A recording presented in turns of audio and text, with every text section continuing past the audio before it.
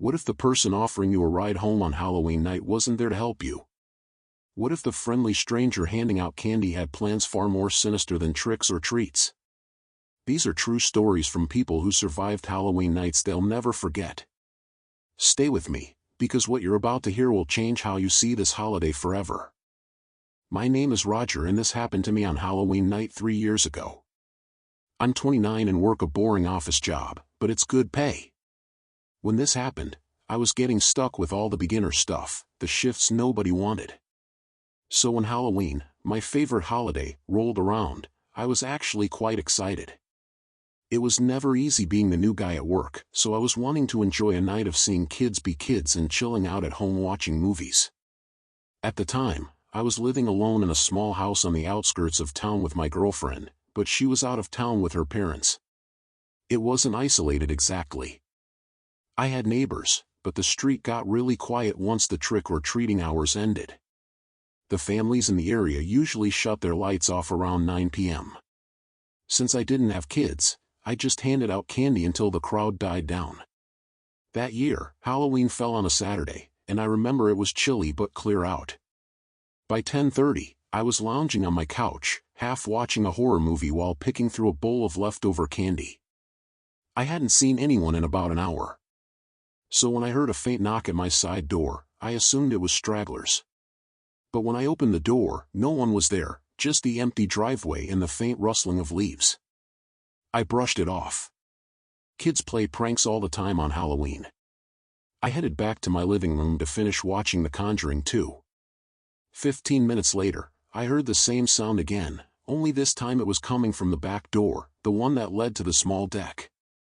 That set off alarms in my head because nobody used that entrance. I froze in the living room, listening.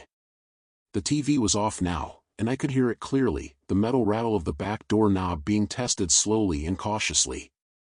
Whoever was trying my door was either checking if it was locked or believed it was unlocked and trying to be quiet. I crept into the kitchen, staying low, and that's when I saw him through the window. A man was crouched down near the door, wearing dark clothes and a cheap cracked Halloween mask pushed up on top of his head. In his hand, he held a crowbar. He wasn't trying to hide. He was deliberate and calm, like he knew I was inside and didn't care. I backed away quietly and grabbed my phone, whispering to 911 what was happening. The operator told me to stay on the line, lock myself somewhere safe, and not to engage. I didn't want to make noise by slamming doors upstairs, so I stayed crouched at the top of the steps, clutching a kitchen knife, whispering updates. I peeked down and saw the man move away from the back door. That's when I heard the faint pop of a window screen being pried off. He was at the basement window now. I whispered to the dispatcher, "He's at the basement." My voice was shaking. She told me officers were already on their way. Then came the worst moment. I heard glass crack. He was breaking the window, and it wasn't just a smash and grab. He knew I was there, and most burglars typically don't try to enter a home where they know someone's still inside. Minutes felt like hours. The dispatcher kept me talking quietly to make sure I was still okay. I heard footsteps crunching outside. The man was circling the house again. Then headlights swept across the blinds. Relief flooded me as flashing red and blue lights pulled up in front. The man bolted. I watched him sprint across my yard, but he didn't get far. The officers tackled him just past my driveway. I didn't even realize I was shaking until I saw one of the cops leading him back in cuffs. That's when I saw what he'd been carrying, the crowbar, duct tape, and zip ties stuffed in his bag. This wasn't a burglar looking for valuables. This guy had a plan, and it was something far worse. The police told me he had a long record of breaking into homes, and that he was suspected in some other cases where people had gone missing. To this day, I hate being home alone on Halloween. It's supposed to be about scares and fun, but whenever I hear footsteps or knocking outside at night, I can't help but remember everything about this night. The part that chills me the most is if the police had been just 5 minutes later, I might not be here to tell the story. The police later followed up weeks later. They told me what they found in his backpack. He had a Colt .45 handgun, several kitchen knives, and rope. This happened 2 years ago in Halloween of 2023. I'm a 25-year-old male, but at the time of this story, I was 22. I had a long day of work due to a festival we had where we had parents bring their kids to the center for various activities such as many different competitive games, a costume contest, trivia for candy, and a kids versus parents dodgeball game. Overall, it was a very fun time, but it was definitely tiring. For context, I'm a community worker, so doing community events is pretty much what I do on a normal basis, but it's also draining. Anyway, after it was all done, I went home and was ready to call it a night. About an hour after I got home, it was around 6-something, my little sister called me. My sister, who I'll call Savannah, wanted me to take her and my nephew, who I'll call Jackson, trick or treating because neither our parents nor Jackson's parents felt like doing it. And as it usually goes, it fell on me to be the cool big brother to step in and make it happen. Savannah was 15 and Jackson was 11. Even though I wasn't feeling it at all, I got up, threw some clothes on, and headed to my parents' house to pick them up. Once I got there, I asked if they were ready, but Savannah was still finalizing her costume. She was dressed up as Raven from Teen Titans. She even had the white makeup on to give that ghostly appearance Raven usually has. Jackson was dressed as Sub-Zero from Mortal Kombat. Once Savannah was done, we got in the car and were on our way. I took them to a pretty busy neighborhood to make sure they got as much candy as possible. Upon arrival, we started going from house to house. Everyone we ran into was friendly and had plenty of treats to hand out. There was even one house where an older man gave them each a hot dog and a soda. He said every year for Halloween, he doesn't hand out candy. He grills food instead because he'd rather give kids something with protein since it's good for the body. Honestly, we probably need more people like that. We passed a lot of other kids and some gave compliments to Savannah and Jackson's costumes. I also saw some really cool costumes myself. Everyone in the area seemed to go all out. When we hit the last house for the night, we started walking back to the car. It was about a 10-minute walk since we had gone pretty far down the neighborhood. The neighborhood was less active now, and there weren't as many people out and about. That's why I got alarmed when I looked across the street and saw a person dressed in all black standing in a yard where there were no porch lights on. I'm surprised I even noticed them at all, but I tend to always pay attention to my surroundings.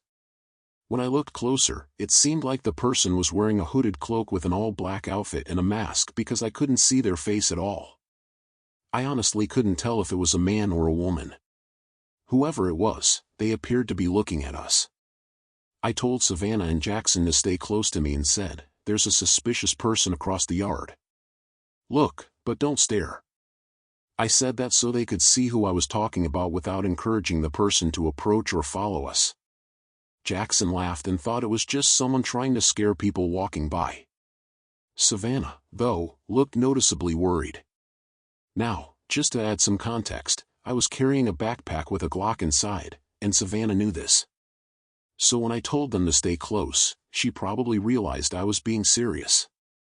Jackson was clueless. He's too young for me to tell him that I carry a real gun. As we were walking away, it looked like that person was still watching us, even though it was hard to tell in the dark. We were getting closer to the car when I suddenly heard heavy footsteps behind us, like boots hitting the concrete. I turned around and saw that same person again. Same outfit, all black, but this time I could see more clearly. They were wearing a tactical vest, tactical boots, and black pants tucked into the boots. They had on a full spandex mask that completely covered their face. That made the situation way more serious. When you see someone dressed like that, the first thing that comes to mind is that they're armed. He's following us, I thought. I whispered to Savannah and Jackson, "I need you both to listen very carefully. Do not stop walking and do not look back.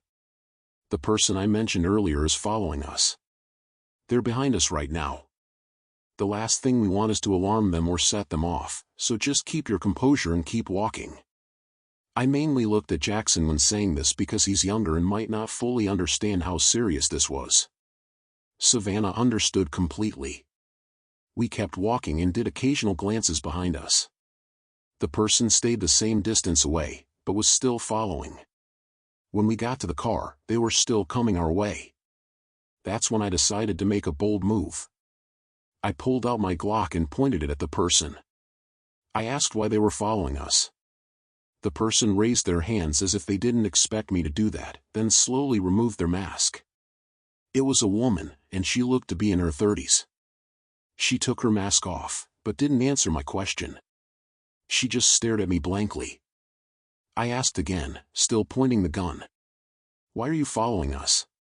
What she said next made no sense. In an almost robotic tone, she said, "I'm an undercover cop. I was told there was a break-in, so I came to check it out. That's why I was standing outside that house, but when you looked at me funny, I assumed you were the one who did it. So it would be wise to lower that weapon or I could have you arrested for threatening an officer of the law." I hesitated, but then lowered my gun. What else was I supposed to do? I didn't want to risk an arrest or ruin the kid's night, but her story didn't make any sense. She claimed she got word of a break-in, so why would she just stand outside facing away from the house? How did me looking at her funny make her think I was the one who did it? Why would I break into a house and then casually walk through the neighborhood? And why was she wearing a hooded cloak? All these questions were racing through my mind. So I asked her, "If you're undercover, why are you in tactical gear? Wouldn't that kind of give away that you're law enforcement? And what's the point of the cloak?" She didn't answer. She just stared at me again, but this time her expression changed.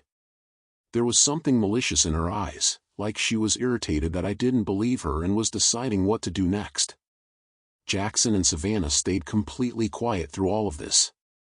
Then she smiled this creepy, unsettling smile and said, "If you didn't have that gun, this night would have ended a hell of a lot different for you." Right as she finished saying that, I noticed 4 figures suddenly emerge from between the houses walking toward us. All of them were wearing tactical gear, but without the cloak. I instantly told Savannah and Jackson to get in the car, keeping my eyes on the woman and the figures. Once I saw they were in, I got in and drove off. As I was leaving, the woman was still standing there smiling. The others, 3 men and 1 woman, were not smiling. They had blank emotionless faces like they didn't even have souls. It's hard to explain. The whole car ride back was silent. I'm sure the kids were in shock just like I was. I dropped them off, made sure they got in safely, then went home to process everything that happened. The thing I couldn't shake off was why they targeted us. The neighborhood was full of people walking around, so why us? I wish I could say it ended there, but it didn't. A few days later, I got a text from an unknown number. It was just a photo, no words.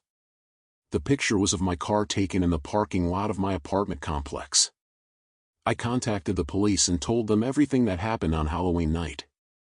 They took the report, but they couldn't investigate unless a direct threat was made.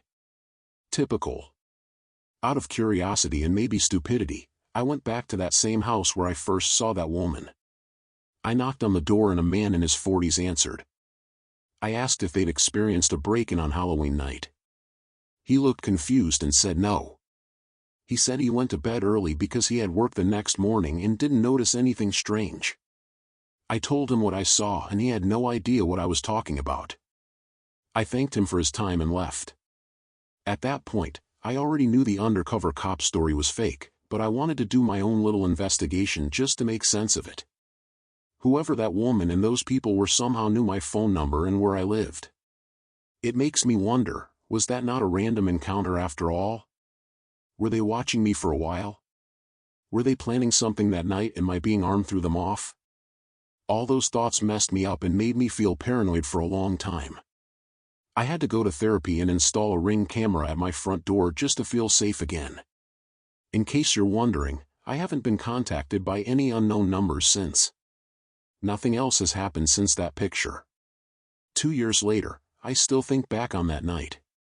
Writing this out helps me a lot, and I'm trying to fully move on from it. But if there's one thing I want people to take away from this, it's to always watch your surroundings. You never know who might be watching you. It's easy to get caught up in something dangerous just for existing, so always stay safe and protected because I can say with full confidence that being armed that night probably saved our lives. This happened when I was 12 years old. It was Halloween Day and my family was staying at a small family resort about an hour away from where we lived. My parents wanted to do something different that year instead of just walking around our neighborhood for trick-or-treating. The resort was holding a Halloween celebration that weekend with a bunch of activities, games, and even a haunted hayride. It wasn't a big place. It had maybe 10 cabins, a main lodge, a small lake, and a long open field where they set up hayrides and games.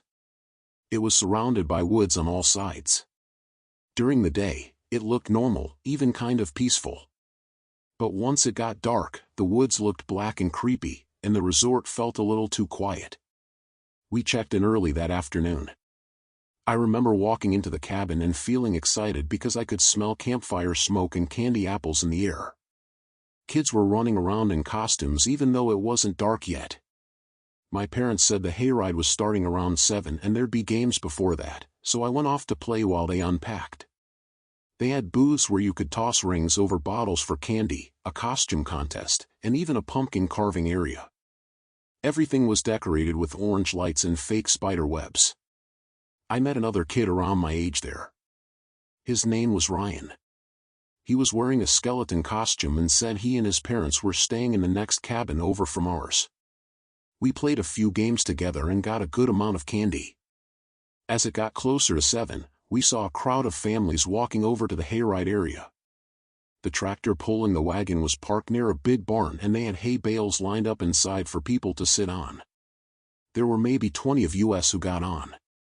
The driver wore a scarecrow mask and there were workers dressed like zombies who would jump out during the ride to scare people. The ride started out fun. It was dark by then and they had torches lighting the dirt trail. The tractor moved slowly through the woods and every now and then someone in a costume would appear from behind a tree or run up to the wagon. Most people laughed or screamed and then laughed again. It felt like a normal Halloween attraction, but about halfway through, something made me uncomfortable. We were passing through a part of the trail that was darker than the rest. The tractor slowed down and I looked toward the edge of the woods on my side.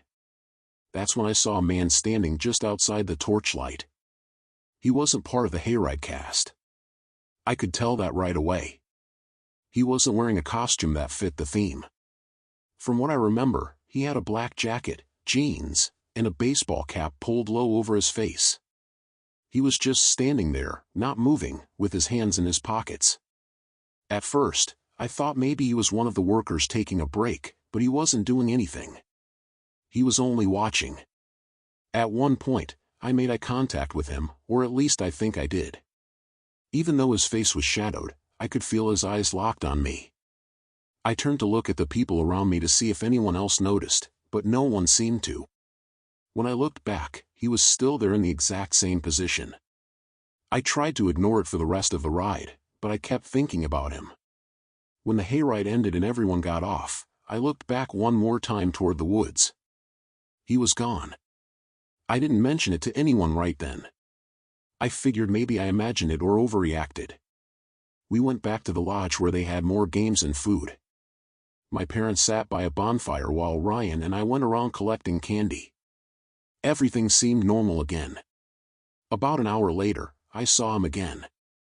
Ryan and I were standing near the snack table when I noticed someone off to the side of the crowd. It was the same man. He wasn't close, maybe 30 feet away, but he was standing near the tree line, watching again. There were a lot of people around, so it felt strange that he'd just be standing there alone. I remember my stomach tightening when I realized he was looking in my direction. I tried to get a better look at his face, but it was hard because of the lighting. I could make out a short beard and I think his hat had some kind of logo on it. I nudged Ryan and told him about the guy. Ryan looked over and said, "Maybe he's one of the workers." I said, "He's not. He was in the woods during the hayride." Ryan shrugged and said, "Maybe he's a dad." I wanted to believe that, but he wasn't talking to anyone, just standing there. A few minutes later, when I looked back again, he was gone. Around 9 o'clock, if I had to guess, most of the little kids had gone back to their cabins. The event was winding down, but Ryan and I still had energy. We decided to walk around the resort before going in. There was a trail behind the cabins that led into the woods. Ryan said we should go a little way and to do something scary for Halloween before the night ended. I didn't want to go too far, but we had flashlights and I didn't want to look like a coward, so we walked down the dirt path together, laughing and daring each other to keep going. The farther we went, the quieter it got. The sounds from the resort faded until it was just the crunching of our shoes on the path. We only went maybe 200 feet in when we stopped near a clearing. There was an old wooden sign nailed to a tree that said private property. We started throwing small rocks at the sign and pretending to summon ghosts or something dumb like that. Then we both heard it. Footsteps. Heavy, slow footsteps coming from behind us, somewhere deeper on the path. We froze and turned around.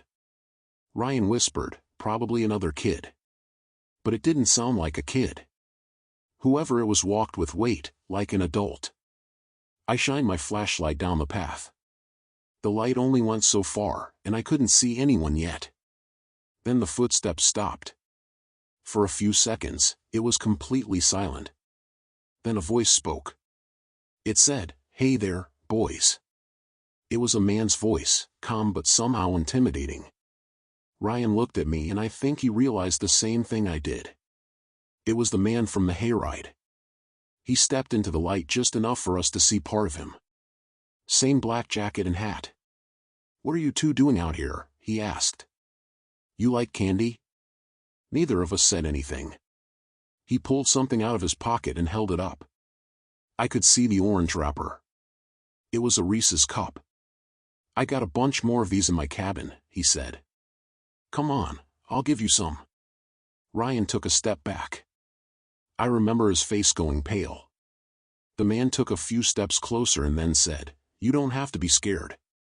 It's Halloween. I'm just giving candy out. I saw you boys on the hayride earlier." When he said that, my stomach basically dropped. I grabbed Ryan's arm and whispered, "Run." We both turned and sprinted down the path toward the resort. I could hear him behind us for a second. His footsteps were pounding hard as he started to chase. I didn't dare look back. My heart was beating so hard it hurt. The path seemed longer than before. When we reached the edge of the woods, I could finally see the lights from the resort again.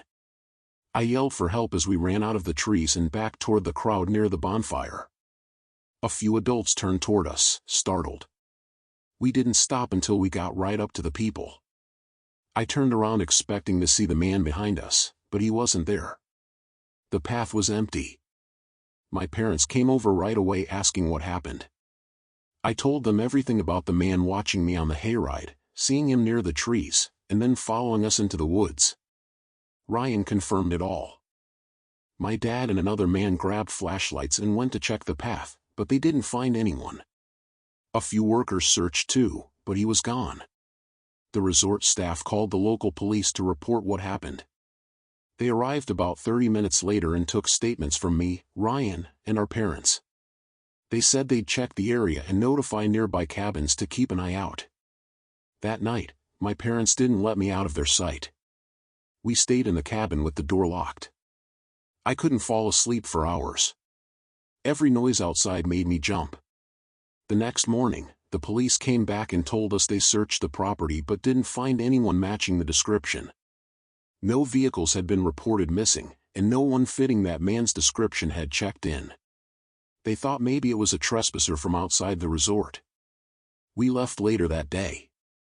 I remember staring out the car window as we drove past the woods, half expecting to see him standing there again. For weeks after that, I kept thinking I saw him on the side of the road, outside stores, even once at my school parking lot, but it was always someone else, or at least I hope it was. Ryan and I kept in touch for a while. He told me he couldn't sleep for days after it happened. Nothing ever came of this. The police never called again. The man was never identified or caught. Now I'm older, and when I think about that night, what scares me isn't what he did, it's what he could have done. If we had believed him for even a second, if we had walked toward him instead of running, I don't think I'd be here to tell this story. In every Halloween since then, whenever I see someone standing alone at the edge of a crowd, I always think of that man.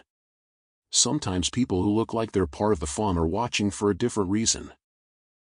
I grew up in a place called Shallow Water, a little northwest Texas town about 10 miles outside of Lubbock. When I was 19, I had a job at the XFAB plant, and I used to get a ride to work with a couple of coworkers. Every morning, we'd stop at this little coffee place called Hebrews to get some cups of goat juice, and it's there that I met a girl named Rita. We got to talking about the donuts and which ones were our favorite, and then after confirming she was single, we swapped phone numbers and started texting back and forth. We went on a couple of dates throughout October, and then towards the end of the month, and with Halloween coming up, I asked Rita if she had any plans for it. And she said that she was headed to a Halloween party up towards the country club and that if I wanted to go, I could tag along with her and her friends. Now, I was wild about this girl at the time, and none of my friends had any plans outside of sitting at home probably playing games, so I figured, why the hell not? So I put together a pretty basic ghost face costume, the same thing that I'd worn a couple of years before, and then I took the opportunity to show Rita that I actually had some social skills by winning over her friends. It made for a pretty fun night, at least until Rita went to the bathroom, then came back faster with this very worried look on her face. She said that her ex had showed up completely out of the blue. He was supposed to be away working on some oil rigs out in the Gulf, but apparently there had been a change of plan, and it meant that I needed to get out of there. In short, Rita's ex was an a-hole, and if I stuck around, there would 100% be a fight once he worked out who she was with. I didn't want to leave, but I also didn't want to fight that guy, so I said goodbye to Rita and her friends, and then figured that I could slip out without any issues. But then, right as I'm walking down the driveway of this big old house, I hear someone yelling from behind me saying, "That's right, you get the hell out of here before I kick your ass." Now I looked over my shoulder to see some angry-looking guy being held back by his buddies, and he just kept on yelling stuff at me as I turned out of the driveway and hit the road.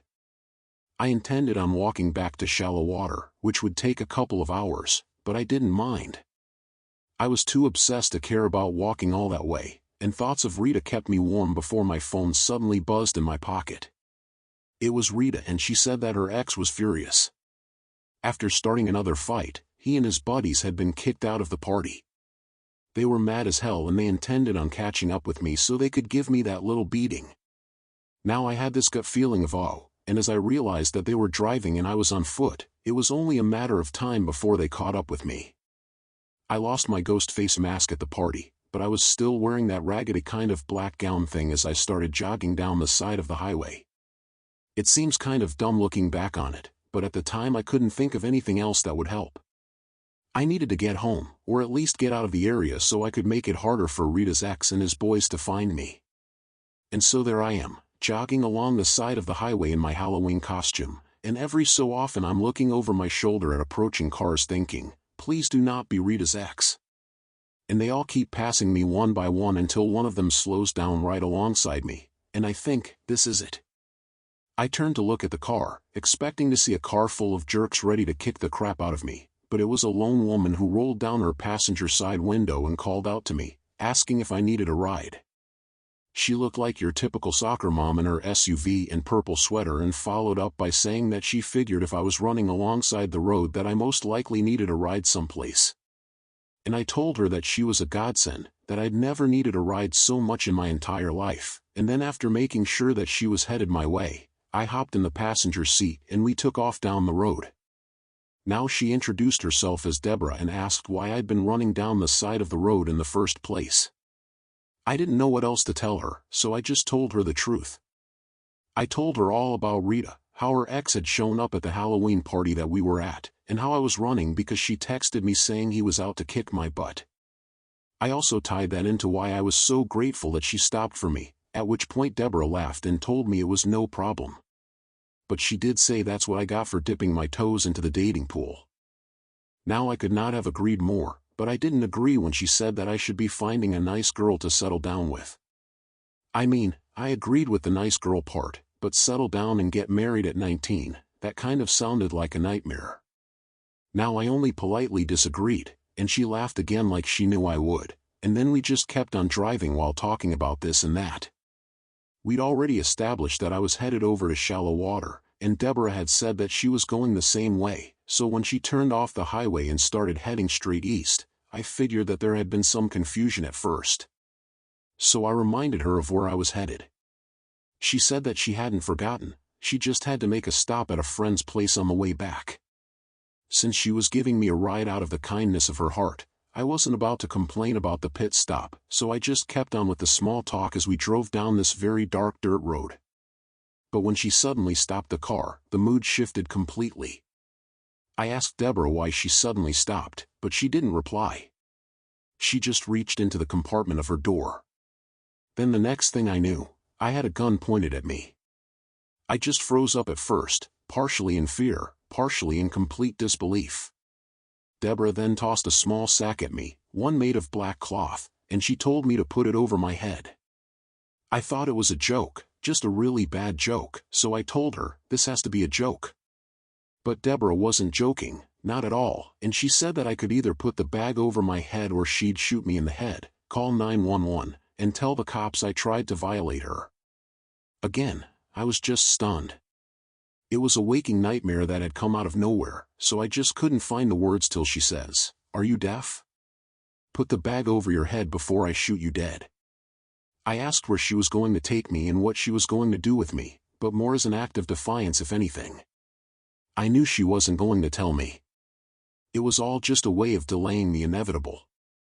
Then when Deborah told me one more time to put the bag over my head, I did as I was told. Once my face was covered and I was almost completely blind, Deborah got us moving again. I kept asking where we were going and what she was going to do with me, but whenever she did speak, Deborah only said stuff like, "Shut up, demon. I ain't got ears for none of your lies." And she kept referring to me that way, as a demon. When we stopped the car and she ordered me out, I couldn't see where I was walking, but she kept the gun to my back until I recognized that we'd walked inside someplace. The next thing, she's told me to put my arms out, and she's tying my wrists around some sort of metal support that felt cold on my wrists. After that, she took the hood off, and I could see that I was in a barn. Deborah told me if I did anything funny, she'd kill me when she came back. Then she left the barn for what felt like forever before coming back with what looked to be her younger daughter or something. She still had that gun pointed at me as she told her kid how I was a demon, and if they both said a prayer, I'd reveal myself as the monster I was. The whole time I'm trying to reason with her, telling her I'm a good person, and that I say my prayers too, stuff like that. But Deborah keeps telling her daughter things like, "Now hear that? Those are the devil's lies, and we don't have ears for the devil's lies, do we, sweetie?" She had that kid trained pretty good.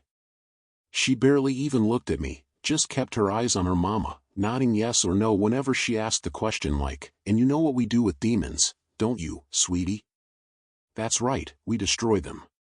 Then both of them together started praying, and no matter how much I begged them both to see some sense, they wouldn't listen. When I got louder, they got louder until we were all screaming so loud it seemed crazy that no one could hear us. But no one could hear us, and so no one showed up to help me.